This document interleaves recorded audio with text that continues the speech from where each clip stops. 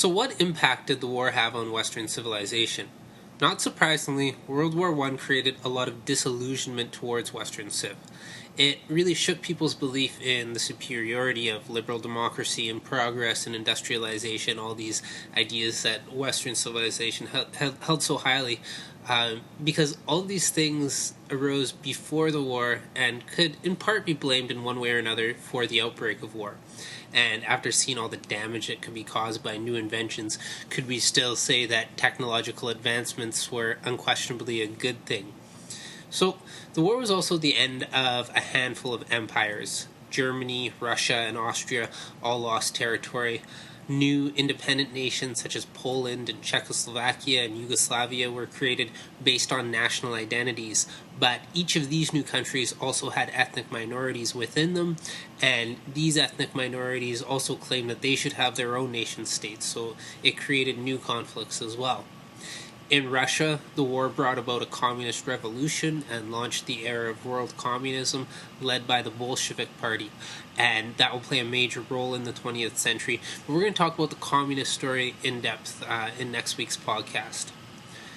The war officially came to an end in 1919 at the Paris Peace Conference with the signing of the Treaty of Versailles.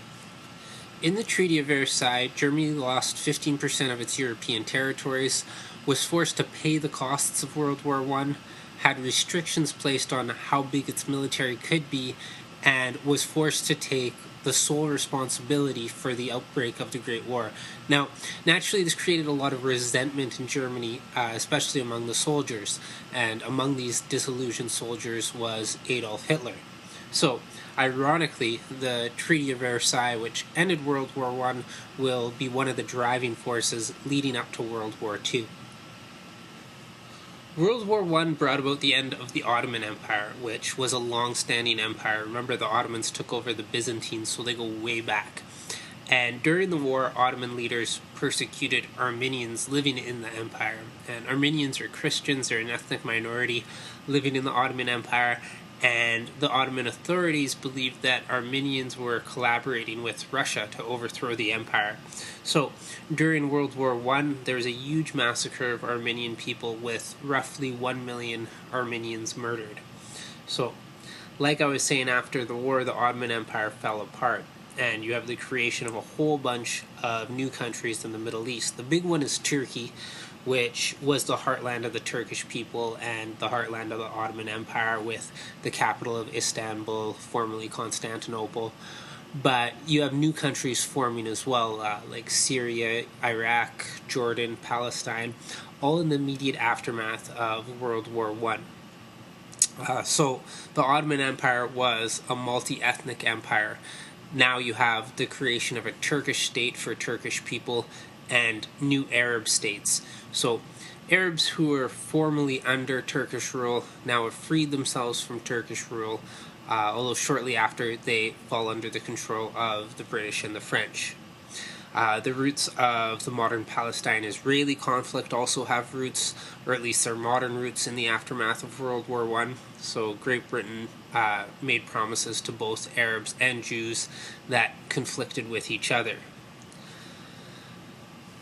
The war also had a major impact on African and Asian people, people living in European colonies. So Africans and Asians fought on the side of European powers, and they returned with less respect for European powers and the expectation that they would be treated better by Europeans because of their contributions to the war. So, for example, in India, Great Britain had promised India that they would put India on the road to self-government if they helped them with the war.